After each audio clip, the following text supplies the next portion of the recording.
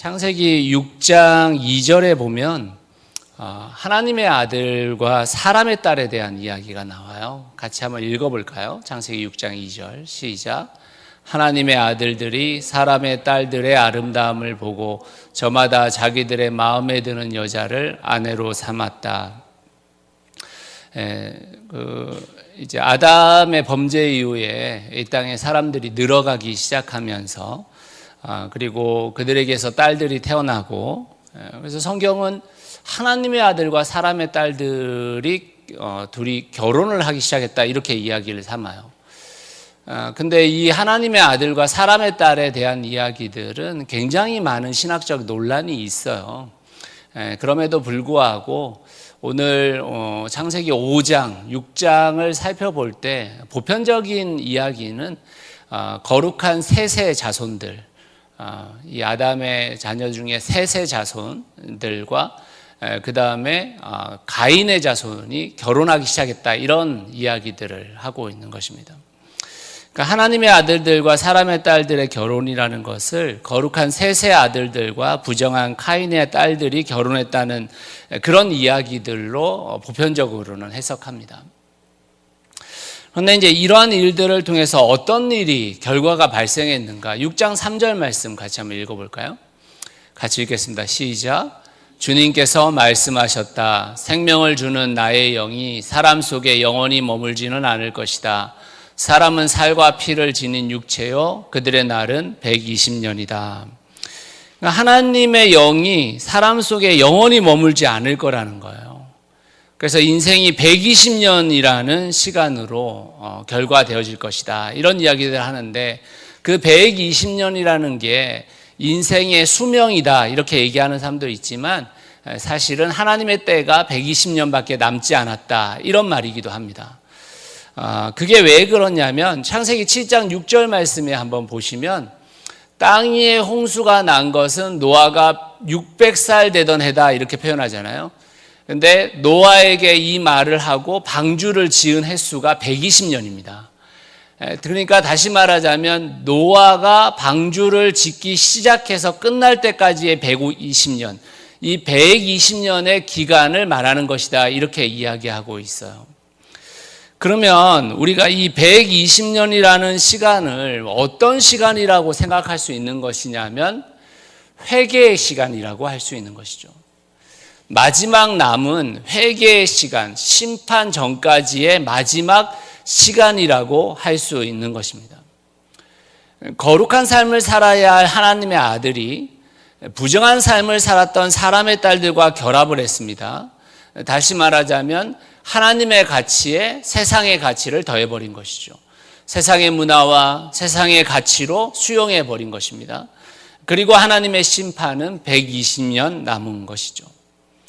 그렇다면 도대체 하나님께서 세상을 어떻게 생각하고 계신 것인가를 우리가 좀 생각해 볼 필요가 있어요. 창세기 6장 5절에서 6절 말씀 같이 한번 읽어볼까요? 같이 읽겠습니다. 시작.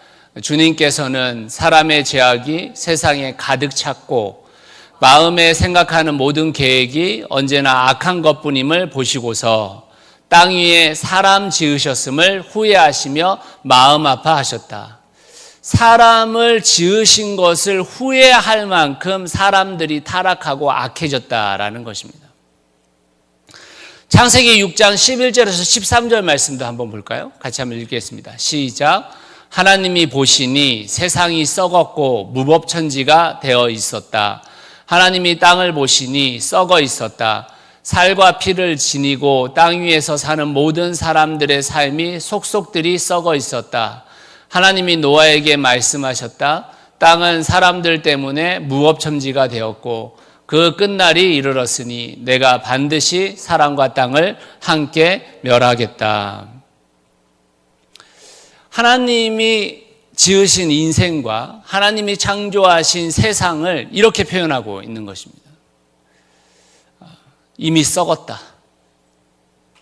이미 내 심판이 멈춰질 수 없는 단계에 이르렀다.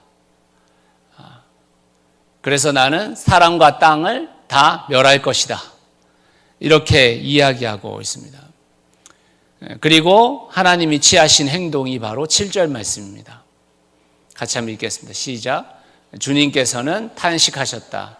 내가 창조한 것이지만 사람을 이 땅 위에서 쓸어버리겠다. 사람뿐 아니라 짐승과 땅 위를 기어다니는 것과 공중의 새까지 그렇게 하겠다. 그것들을 만든 것이 후회되는구나.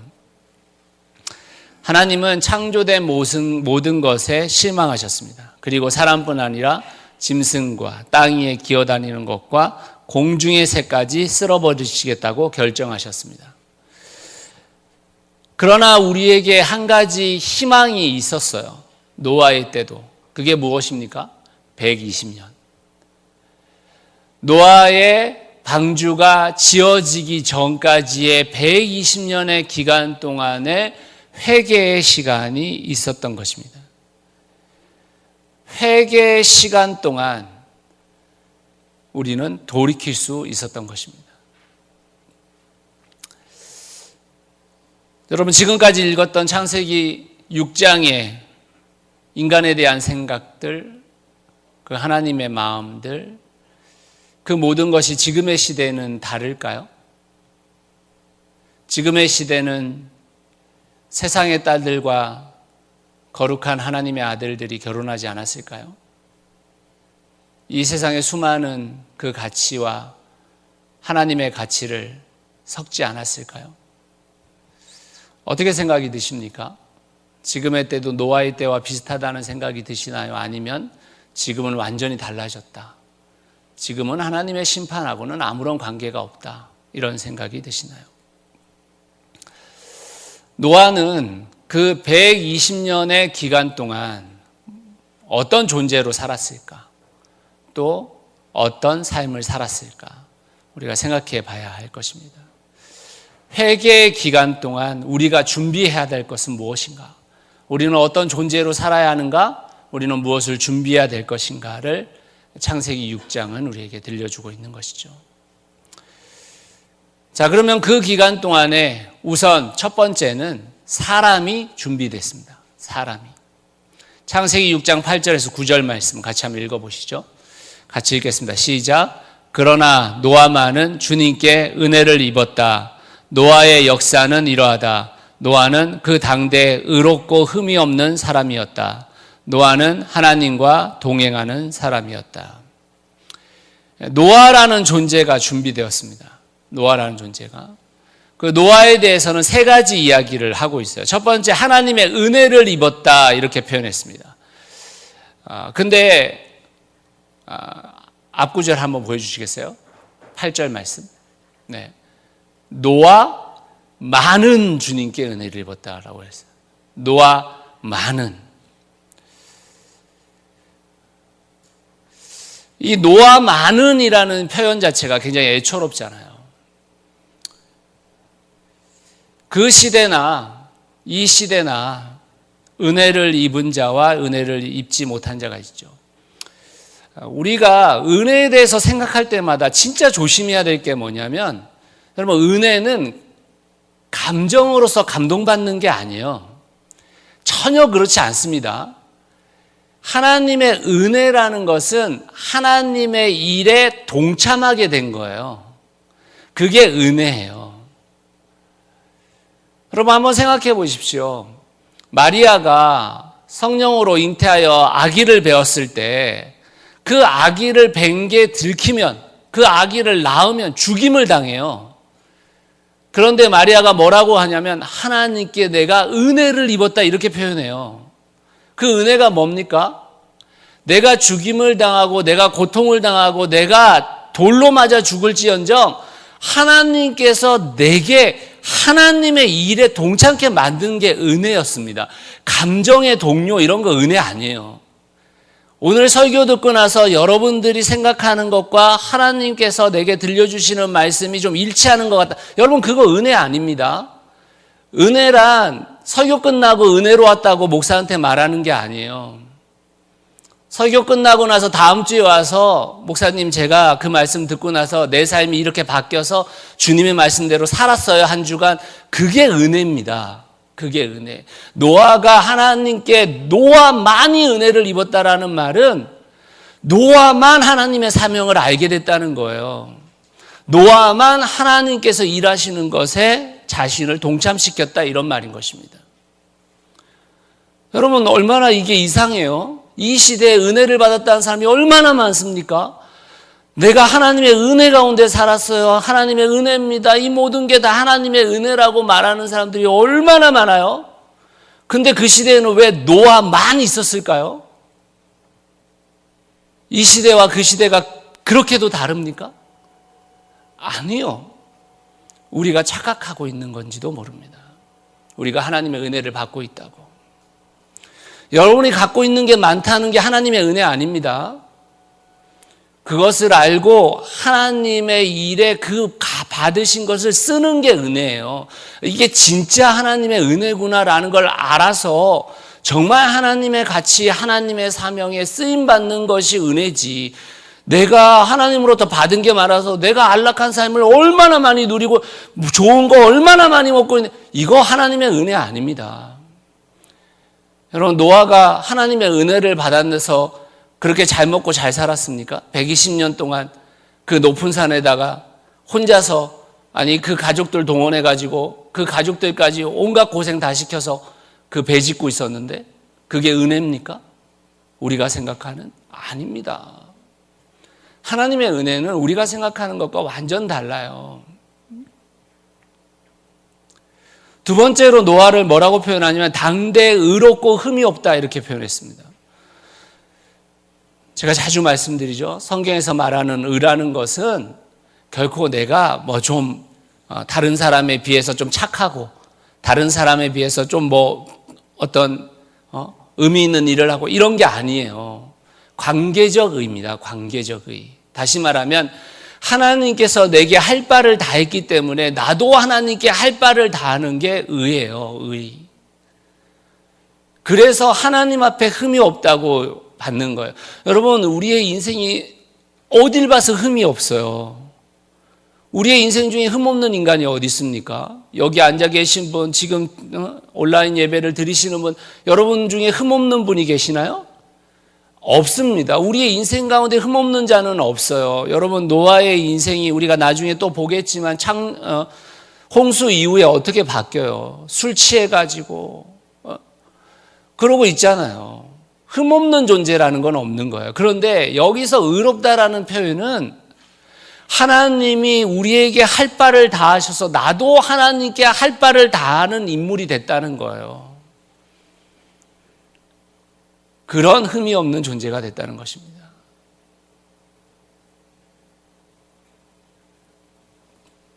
세 번째로 노아가 하나님과 동행했대요. 이거는 누구에게 사용했던 언어입니까? 에녹에게 사용했던 언어죠. 에녹에게. 에녹이 하나님과 동행하여 300년을 살았다, 이렇게 표현했잖아요. 여러분, 그 동행했다라는 표현 제가 지지난주에도 말씀드렸죠. 그게 무슨 뜻이라고 말씀드렸습니까? 하나님께 집중했다, 이런 말입니다. 하나님께 집중했다. 다른 것에 집중했다는 뜻이 아니에요. 하나님께 집중했다라는 말입니다. 우리가 지금 코로나19 상황 가운데 온라인 예배를 드리고 있고 여러 가지 상황 속에서 예배가 집중이 안 되잖아요. 근데 저는 여러분들이 꼭 기억할 게 있다고 생각해요. 그게 뭐냐면, 여러분, 우리가 국가에서 이러이러한 사정으로 인해서 우리가 코로나19라서 몇 % 모여져야 된다, 이런 것 중요하죠. 정말 중요합니다. 이게 중요하지 않다는 거 아니에요. 근데 그보다 더 중요한 게 또 하나 있어요. 여러분, 정말 주님께 예배드리고 있나요? 정말 여러분의 예배가 주님께 집중되어져 있습니까? 그게 더 중요해요. 그게. 오프라인 예배냐 온라인 예배보다 훨씬 더 중요한 게 정말 여러분이 하나님 앞에서 하나님께 집중되어진 예배를 드리고 있는가? 정말 하나님 앞에서 하나님과 동행하고 있는 그 삶을 살아내고 있는가? 그게 더 중요합니다.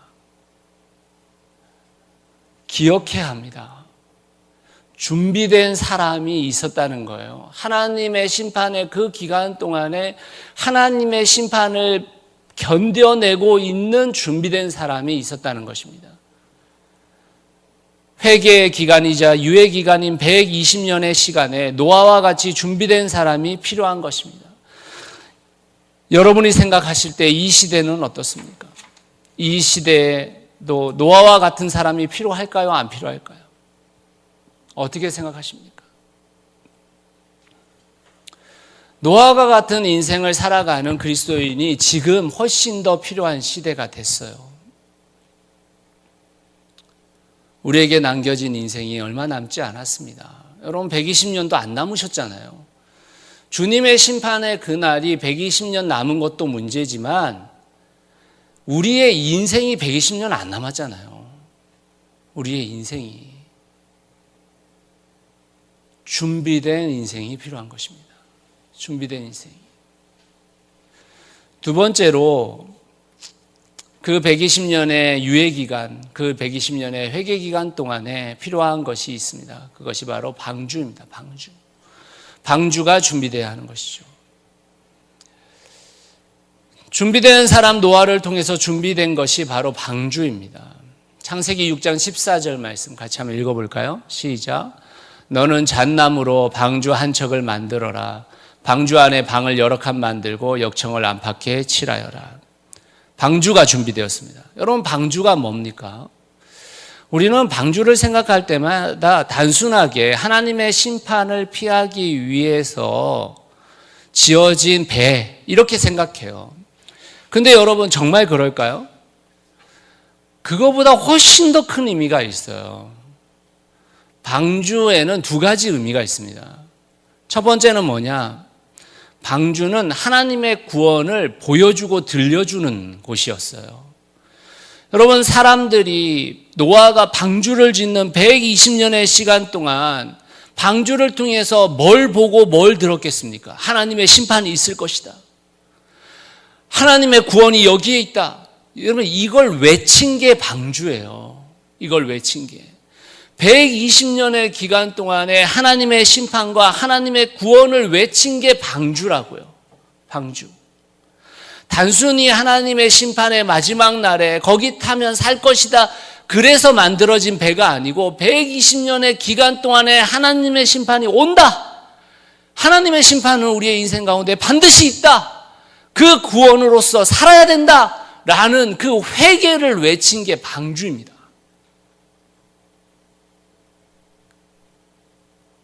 방주는 가족들, 노아의 가족들의 삶을 통해서도 보여줬고 방주 그 자체로도 보여주고 들려주고 있는 매개체인 것입니다. 두 번째로 방주는 이웃과 만물을 살리려고 했던 곳입니다. 방주는 노아의 가족만이 살기 위해서 만들어진 게 아니잖아요. 노아에게 있어 방주는 이웃을 살리기 위한 노력이었어요. 노아에게 있어 방주는 만물을 살리기 위한 준비였습니다. 그 마지막에 만물을 살리기 위해서 탈 짐승과 노아의 가족밖에 타지 못했지만 그 120년의 기간 동안에 방주는 그 이웃을 살리기 위한 필사적인 노력이었다고요. 그 만물을 살리기 위한 필사적인 준비였습니다. 그 방주가 120년간 한 사역이 그 방주가 40일 주야로 왔던 그 비 속에서 했었던 일로보다 더 크다고요, 사실은. 우리는 근데 그 방주를 단순히 그 홍수 때 띄어진 배 정도로밖에 생각하고 있지 않은 것입니다. 사랑하는 성도 여러분, 방주에 대한 설명을 들으면서 무엇이 떠오르시나요? 뭐가 떠오르십니까? 교회입니다. 교회는 하나님의 심판과 구원을 보여주고 들려줘야 할 사명을 가지고 있어요. 그런데 교회는 그런 사명을 다하고 있는 곳일까요? 교회는 그런 사명을 다하는 모임입니까? 교회된 우리 사람, 그 그리스도인들은 그 사명을 다하고 있습니까? 왜 교회가 교회되지 못하는 걸까요? 그 사명을 다 잃어버린 것입니다. 그 사명을 위해서 존재하고 있는데 그 사명은 잃고 다른 것만 자꾸 주장하고 있는 거예요, 교회가. 사명이라고 자꾸. 그게 우리의 사명이라고. 현대의 교회가 서로 시기하고 헐뜯고 오해하고 싸우는 곳이 되었다는 것을 우리는 모르지 않아요. 더 이상 누구도 희망을 쉽게 가질 수 없는 모임이 되었습니다. 왜냐하면 여러분 사명을 잃었기 때문입니다. 교회가 도대체 어떤 존재인지를 잊고 있는 거예요. 그 방주가 120년 동안 한 일을 우리가 120년 동안 해야 되는데 안 하고 있는 겁니다. 하나님의 심판 구원을 말하고 있는 교회로서의 존재를 안 하고 있는 것입니다. 이웃을 살리고 만물을 살리기 위해서 존재하는 그 교회 역할을 안 하고 있는 겁니다. 창세기 6장 22절은 노아에게 이렇게 말해요. 같이 한번 읽어볼까요? 시작. 노아는 하나님이 명하신 대로 다 하였다. 꼭 그대로 하였다. 120년의 시간 동안 노아는 하나님의 명을 다했습니다. 이웃을 위해 만물을 위해 살아가는 삶을 평생 살았어요. 한 주간 노아의 삶을 묵상하면서 설교를 준비하고 있었는데 어제 매일 성경, 새벽 기도에 저희가 보고 있는 그 성경을 따라서 새벽 묵상을 할 때 시편 70편이 제 눈에 좀 들어왔어요. 같이 한번 읽어보겠습니다. 시편 70편 1절에서 5절 말씀인데 같이 읽어보겠습니다. 시작. 주님 너그럽게 보시고 나를 건져주십시오. 주님 빨리 나를 도와주십시오. 내 목숨을 노리는 자들이 수치를 당하게 해주십시오. 내 재난을 기뻐하는 자들이 모두 물러나서 수모를 당하게 해주십시오. 깔깔대며 나를 조소하는 자들이 창피를 당하고 물러가게 해주십시오. 그러나 주님을 찾는 사람은 누구나 주님 때문에 기뻐하고 즐거워하게 해주십시오. 주님의 승리를 즐거워하는 모든 사람이 하나님은 위대하시다 하고 늘 찬양하게 해주십시오. 그러나 불쌍하고 가난한 이 몸 하나님 나에게로 빨리 와주십시오. 주님은 나를 도우시는 분, 나를 건져주시는 분이십니다. 주님 지체하지 마십시오. 4절 말씀을 좀 펼쳐놔 주세요. 시편 70편을 여러분 성경으로 보시면 거기에 이렇게 돼 있어요. 기념식을 위해 부른 노래 이렇게 돼 있습니다. 그래서 신학자들이 그 기념식은 도대체 어떤 기념식일까 이렇게 연구를 시작했습니다. 그리고 그 기념식은 이런 기념식이라는 속죄제, 1년에 한 번 하나님 앞에 속죄를 하는 그 속죄제에 소제를 들고 온 자가 드리는 기도다 이렇게 이야기했어요. 노래다. 속죄제에 오는데 속죄제에 와서 소를 잡고 양을 잡고 염소를 잡아 자기를 속죄해야 되는데 그걸 가져올 수 없는 자, 소제, 다시 말하면 곡식가루밖에 가져올 수 없는 자가 드린 노래다 이렇게 표현하고 있어요. 그래서 사람들이 조롱하는 거죠. 아유 저 인간 하나님 앞에 올 때 1년에 한 번 속죄제 드리는데 양도 못 드리는 인간, 저 염소도 못 드리는 인간, 저 소도 못 드리는 인간, 야 하다못해 작은 새라도 바칠 수 있어야지. 근데 소재, 곡식가루 갖고 와가지고 하나님 앞에 용서해달라고. 그런 존재가 부른 노래라는 거예요. 저 노래가. 근데 그 노래가 4절 말씀의 반전을 갖고 있습니다. 여러분 지금 이 시인이 자기 하나 건사 못하고 있는 거잖아요. 거기다가 자기를 핍박하고 조롱하고 자신을 깔보는 그 사람들 가운데서 미치고 환장할 노릇인데 그의 기도에 뭐가 포함되어 있는지를 보시라. 4절 주님을 찾는 사람은 누구나 주님 때문에 기뻐하고 즐거워하게 해주십시오. 주님의 승리를 즐거워하는 모든 사람이 하나님은 위대하시다 하고 늘 찬양하게 해주십시오. 다시 말하면 지금 자기 하나 건사 못하고 자기 혼자 미치고 발작질 그 노릇에 있는 인간이 자기하고 같은 처지에 있는 그 사람을 어떻게 하고 있는 겁니까? 위에 기도하고 있는 것입니다.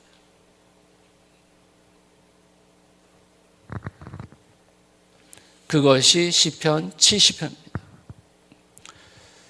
노아는 단순히 하나님의 심판을 혼자 벗어나기 위해 방주를 만든 게 아닙니다. 이웃을 위해, 만물을 위해 그 사명을 다했어요. 그리고 하나님께서 그런 그에게 내가 내 명을 다 지켜 행했다라고 말하고 있는 것입니다. 말씀의 결론을 좀 내리겠습니다. 여러분, 이 시대는 다를까요?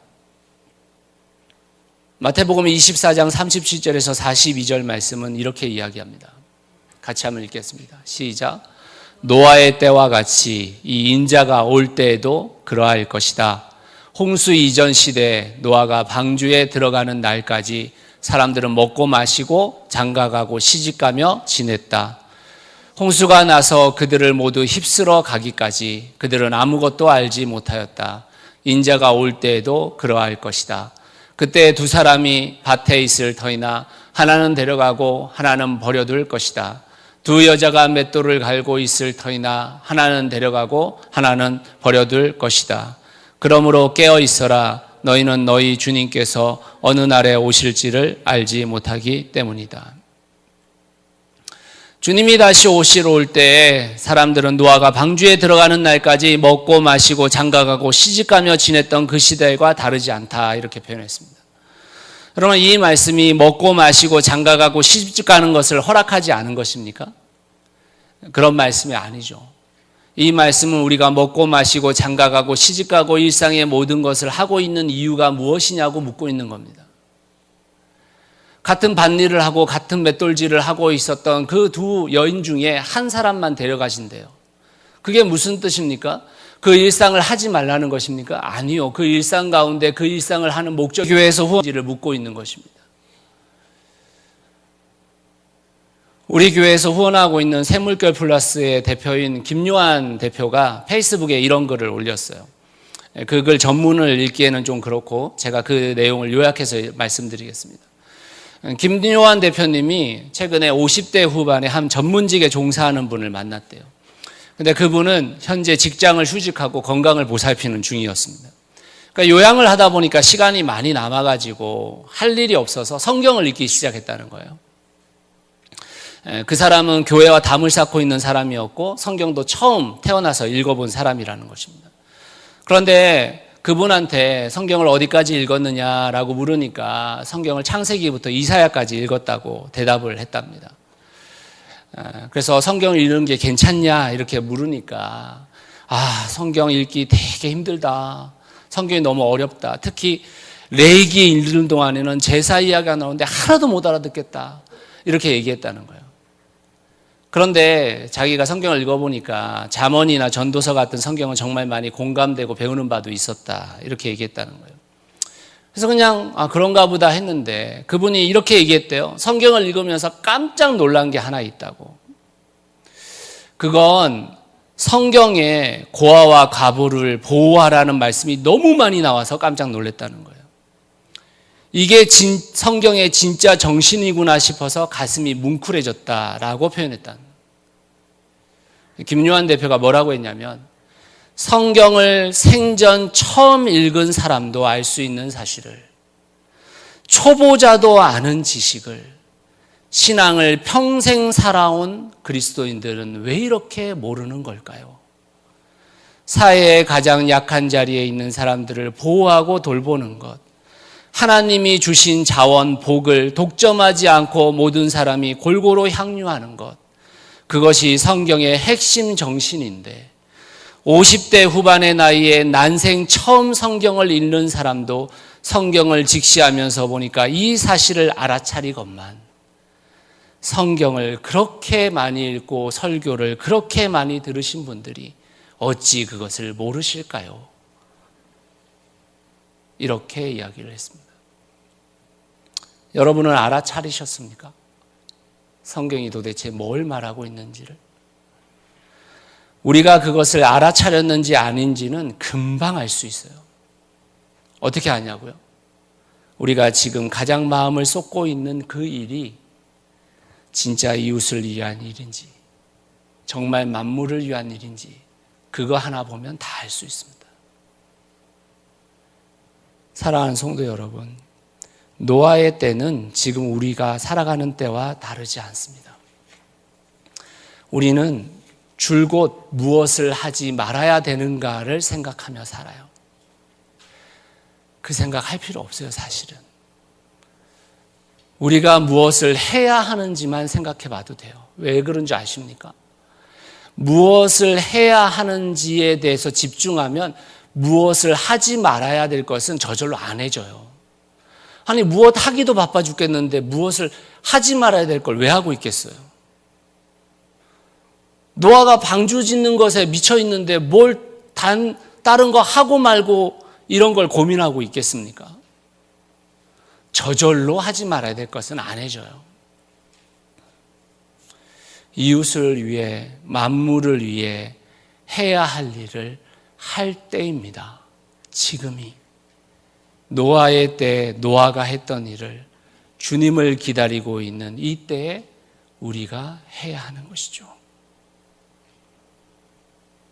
노아가 살아간 그 120년의 시기는 지금 우리가 살아가고 있는 시기입니다. 사랑하는 새누리 상교회 성도 여러분, 우리 교회잖아요. 아직도 시기하고 다투고, 아직도 서로 간에 비난하고 비판하고, 참 쓰잘데기 없는 짓을, 그거 해서 뭐 하겠어요? 차라리 그 시간에 해야 할 일을 하십시오. 차라리 그 시간에 해야 할 일에 마음을 쏟으세요.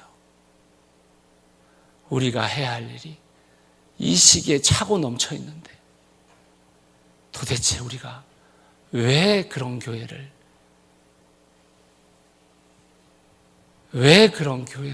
이루고 살아가려고 하는지, 그런 교회 세상에 수없이 많으니 우리는 그런 교회 하지 맙시다. 우리는 그런 쓰잘데기 없는 것에 인생 쏟는 교회 되지 맙시다. 우리가 해야 할 일을 지금 합시다.